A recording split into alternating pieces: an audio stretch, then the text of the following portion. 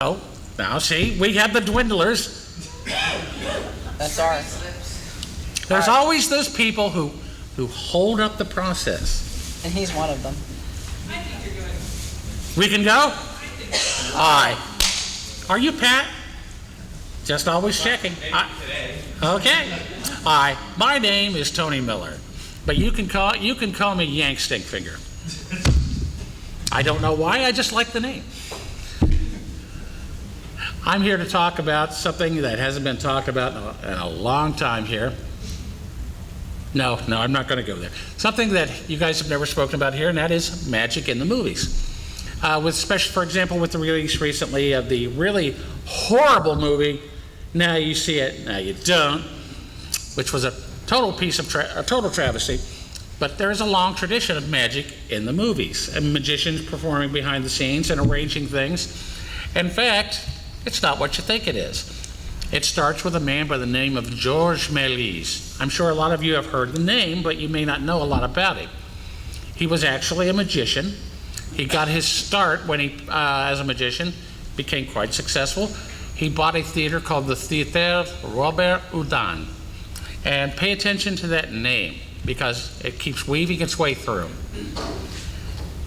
Now, in order to make the theater more successful, he started buying films and trying to buy films from the Lumiere brothers, which is not a cartoon name from Beauty and the Beast. It's actually, they were a couple of brothers who pioneered movie making equipment, but they would not sell him anything. So being the kind of guy he was an engineer.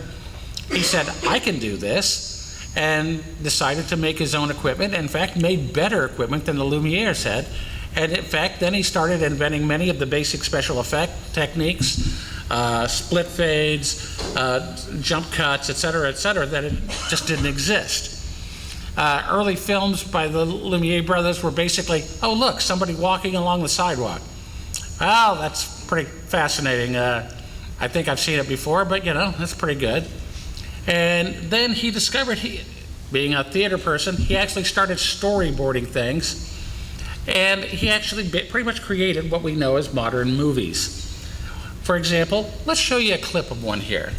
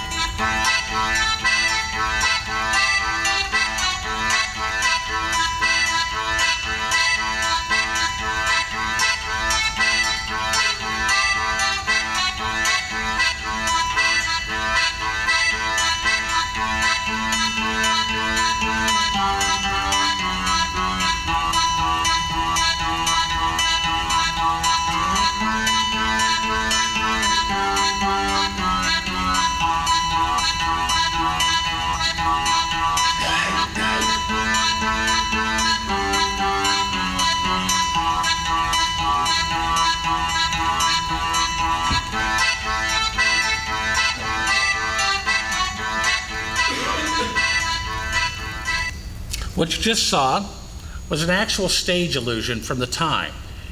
But instead of using actual stage equipment to do it, he realized he could use camera cuts, etc., to duplicate what was being done by mechanical nature on the actual stage.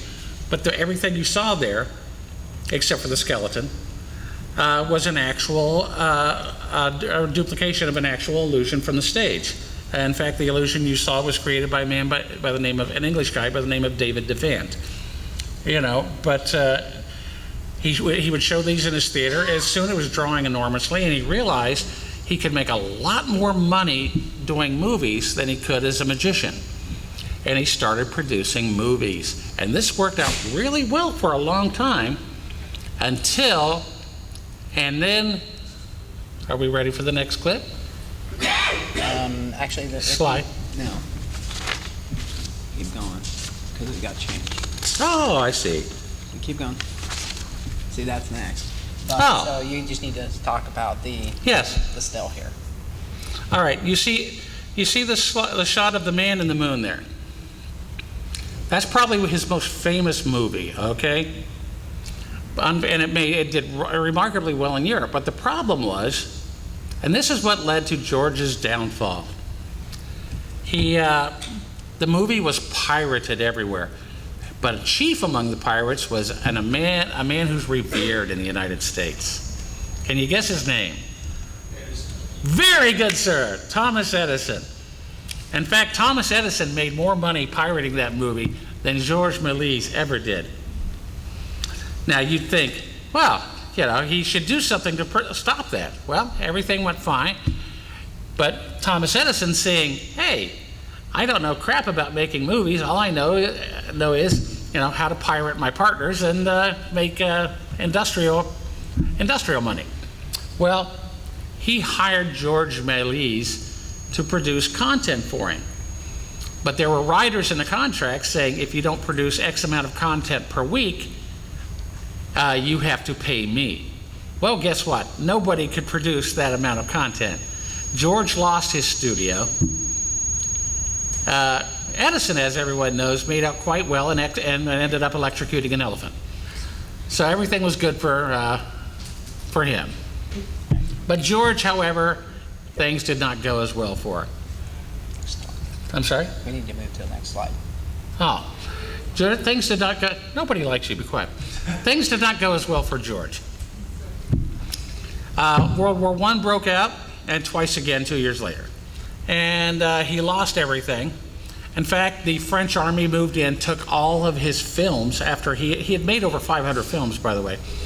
They took all of his films and melted them down. They used the celluloid to make boot heels, and they extracted the silver from them, because it was silver.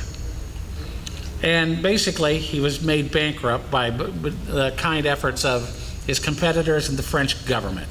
He was pretty much destroyed, but nonetheless, he was a genius and he deserves to be remembered. Now, remember I said the name of his theater was the Theatre Robert Houdin? Well, Houdin leads us to Harry Houdini. Houdini was named himself after the man who was considered the dean of magicians, Robert Houdin. He admired him so much that he basically appropriated his name and became Houdini, i.e. like Houdin. Well, Houdini was a trendsetter in many ways. He is the other thread that weaves throughout this entire presentation. Everything you're going to see here Houdini do in these various films is all Houdini. No stunt doubles, etc. He was just a brilliant person who knew how to manipulate the audience and draw publicity for himself. Everyone's familiar, I think, with David Blaine, standing in a bubble, holding his breath for 14 minutes, etc. Those are all based on Houdini's publicity stunts. Houdini hung above Times Square, in a straitjacket, and drew crowds of over 100,000 people. Nobody had ever seen anything like that. For example,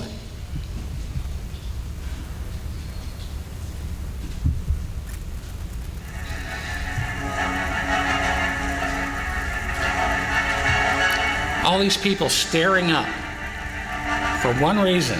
They're watching this guy be raised above a building, hanging by his feet in a straitjacket.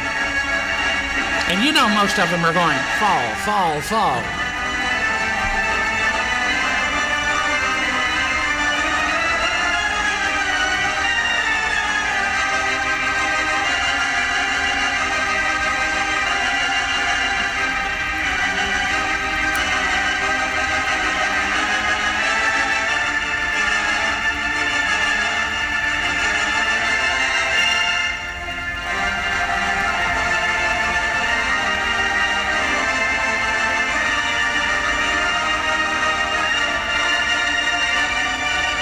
I love that one. And this one.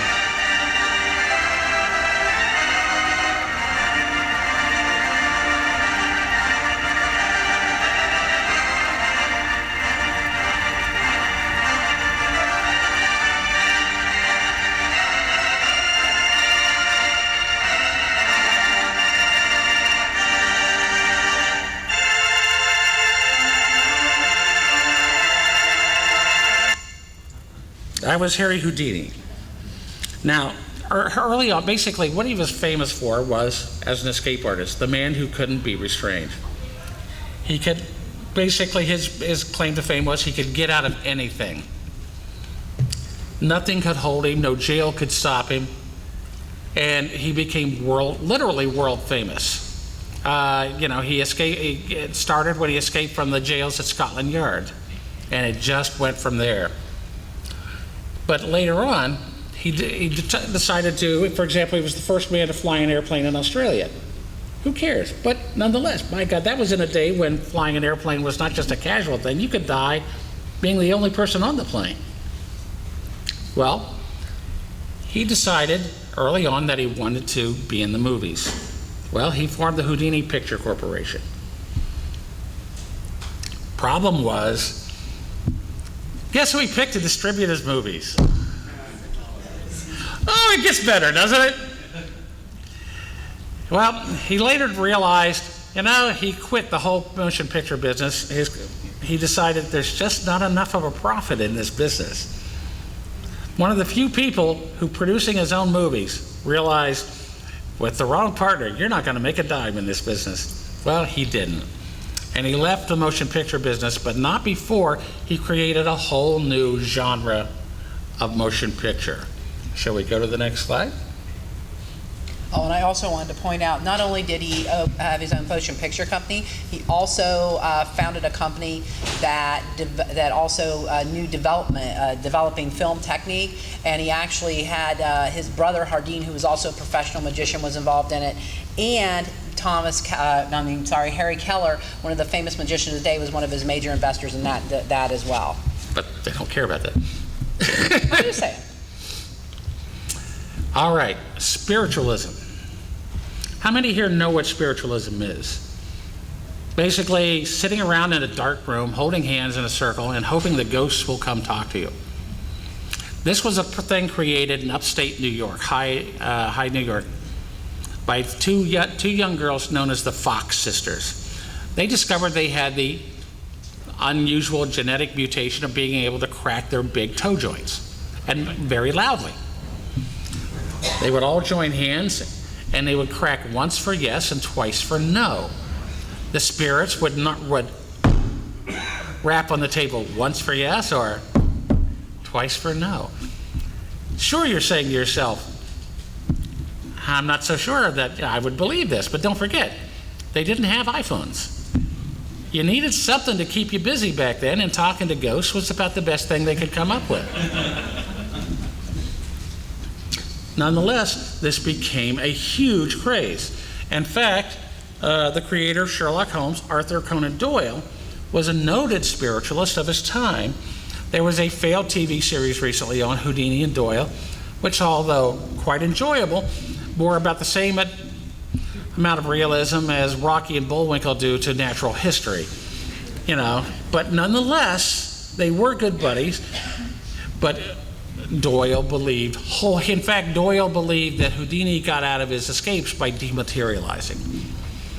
Doyle was gullible, does not quite express the amount of, he was a nutbag. But he did create Sherlock Holmes, so we'll give him that one, okay?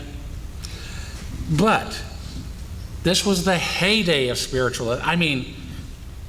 American Psychic Evaluation Society, et cetera, the Scientific American had a group devoted to doing nothing but actually studying spiritualism.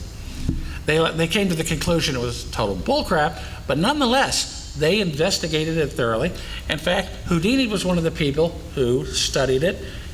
After his mom died, he desperately wanted to see if he could get in touch with her.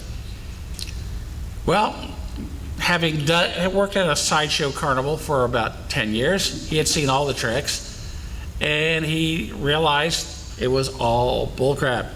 There was no such thing. Psychics would go, your mom says, I love you, Harry. And Harry realized, well, my mom never learned to speak English. She was Hungarian. Tell me what else my mom says. And they would go on and tell him all kinds of things that his mom says. Needless to say, this didn't work out too well. So then Houdini appeared before a committee in Congress and said basically spiritualism and mediums were nothing but a con job being fleeced on the American people. They were taking tens of millions of dollars back then, and just out of the Washington, D.C. area. In fact, it still continues. I mean, Ronald Reagan had an astrologer that came into the White House. You know, I mean, come on. There's a long history of politicians believing in nutbag theories. Trickle-down economics. But on the other hand, this created a whole genre of films. Basically, some of the titles up there, for example, Miracles for Sale, Bunko Squad are examples from the time. For example, they all hinged on the concept of the fake spiritualist ring, wringing money out of some innocent old lady who had too much money and the ability to discern fraud of Arthur Conan Doyle. That's a callback to Arthur Conan Doyle being rather gullible for those of you who weren't paying attention. But then the poor guy, there would usually be a reporter trying to break this, and he would be the one who would crack the ring and keep the old woman from losing her money just in time. But they were a good series of films. They were a lot of fun, nice little mysteries. The one up there, Miracles for Sale, is based on the novel by Clayton Rawson, a best-selling novel, but it was known as Death from a Top Hat. It starred Robert Young, and actually it was incredibly hard to find a copy of this movie for those of you who are looking for it. I looked for years and finally got a copy, and then about 2 years later, MGM said, oh, we're going to put this out on DVD. So I felt just so horrible about that. Really, you just invalidated several years of my life looking for this film. I hate you all. But if you wondered what it was like, for example, this was Todd Browning's final film, by the way.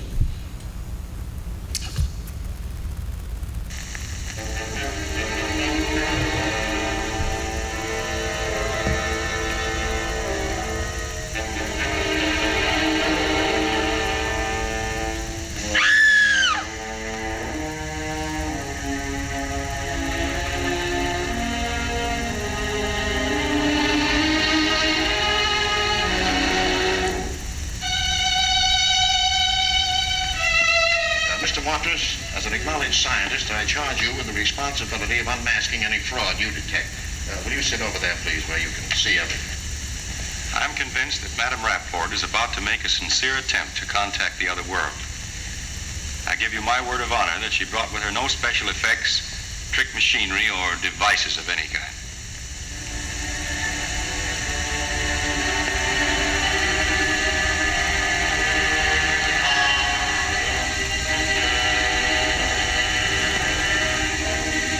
Yes, that is William Demarest. It's Dr. Sabat. Dr. Sabat, do you know who strangled you? Well, yeah, he strangled me.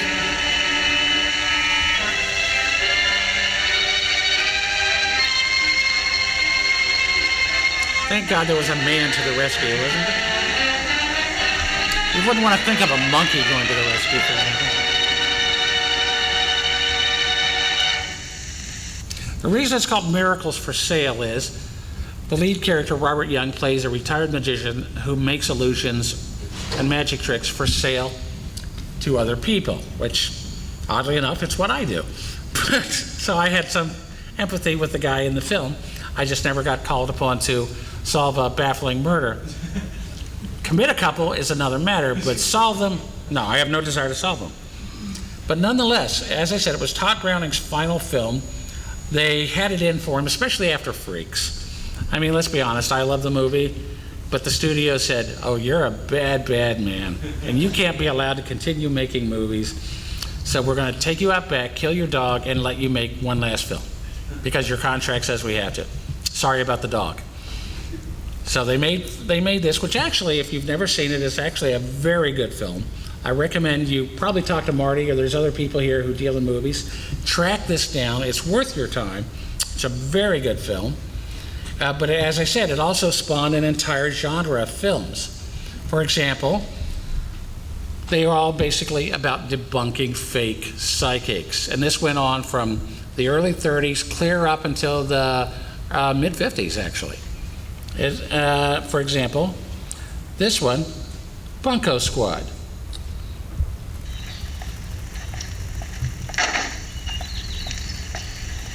No one will take that for a police car. Should be a good stakeout. Pretty nice setting for your act, huh? Yeah. Hello, Steve. Hi. So this is the young lady. Grace, this is Mr. Vanty. Miss Bradshaw. He's going to lock you in the basement. Ooh, sorry about that, Why'd you do that? because I'm bad. Quit touching stuff. No one will take that for a police car. Should be a good stakeout. Pretty nice setting for your act, huh? Hello, Steve. Hi. So this is the young lady. Grace, this is Mr. Vanty. Miss Bradshaw. You know Mac. Sure, I know Mac. This way, please.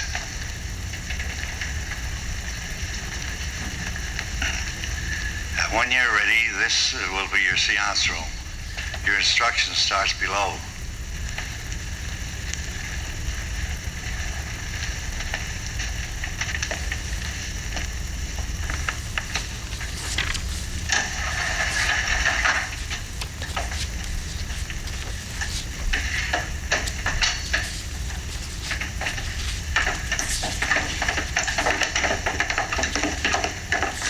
How did you get here? The trade secret. He's known professionally as Dante the Great. A magician? Retired now. Now only perform for friends and to help out the law. Trying to save people from criminals who use the tricks of my profession to fleece the public. I consider it part of my work to expose any imposter who we're wasting time. We get a lot to do. We'll have a record of all that is said upstairs. The microphones are concealed in the foyer and the seance room. Please sit, Miss Bradshaw. You've got a big job ahead of you. You've got to learn all the medium's tricks in a very short time. I had a crystal around here someplace.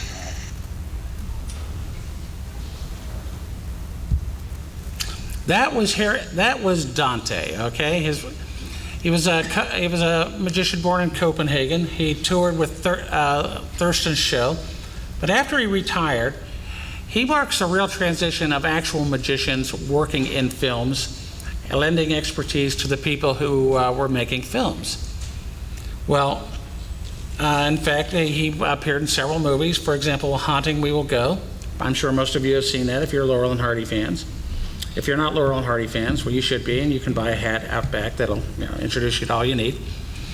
But basically what he did was he was good at providing a story hook to move things along and make things look a little more legitimate, because thousands of people throughout the U.S. had seen him perform, and they went, well, he's a magician. All magicians are naturally con men. He fits right in anything we want to do that involves people getting taken. And that leads us into some more categories. We're going to wrap this up with just a brief shot of the boys.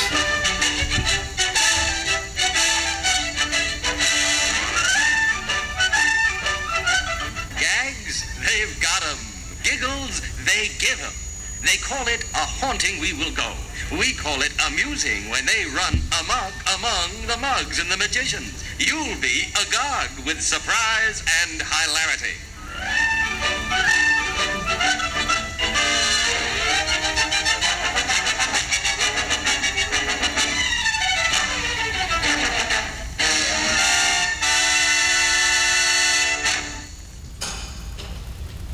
Other magicians, after this point, started getting things. For example, Blackstone had his own radio show, Blackstone, and his own comic, Master Magic Detective, et cetera, et cetera. Lots of magicians at this point started appearing in various shows, talking about everything from astrology to whatever, But what this led to was the next big category of magicians in film. Now, most magicians don't know anything about gambling, but once again, being magicians, people tend to assume that, well, they probably know a lot about gambling and pickpocketing and doing evil things. So let's put a magician in this position and see what happens, i.e. gambling on the big screen. Now, some of them did know a hell of a lot about it, a few of them, and we're going to take a look at some of them here.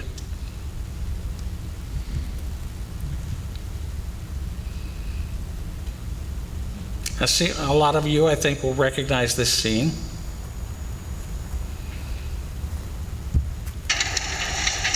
She picked him clean. He never missed it. God, it's like he's expecting a big night. Must be 15, 20 grand here. He's waiting for you in the card room. Let him wait. Watch the hands closely.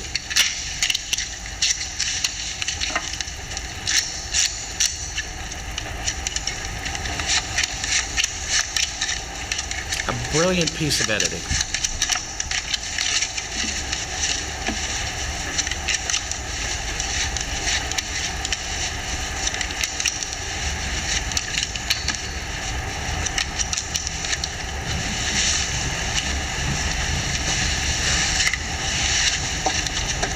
And now we're back to Paul Newman.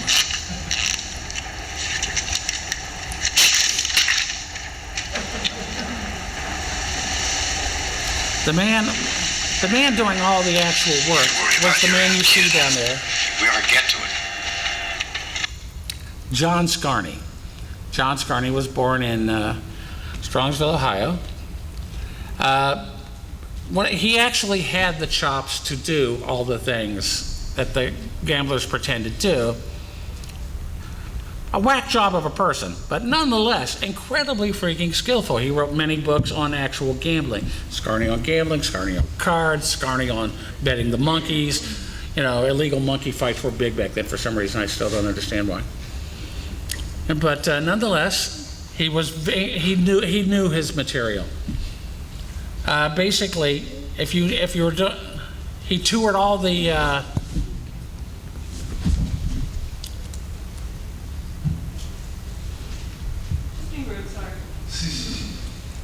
It's okay. She's going to take a picture of you. Oh, I see how it is. Should I wear clothes? No. So anyway, he used to work all the army camps. He would tour the camps and teach the soldiers how not to get cheated at cards. He became actually world famous for this. He worked as a consultant to pretty much every casino, especially post-World War II. And he actually knew his chops. He was an amazing person. If you want to read his biographies, yes, autobiographies, 2 of them, The Odds Against Me, they're great reading. They read like an adventure novel. The man thought a lot of himself. That's all I will say. But seriously, they're a blast to read. And he really did do most of the stuff in the books. It was an incredible adventurous life. For example,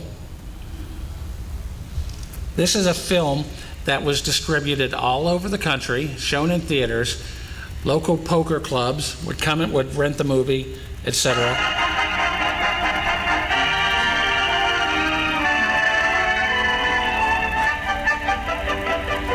Ed Herlihy, the voice of Kraft Foods.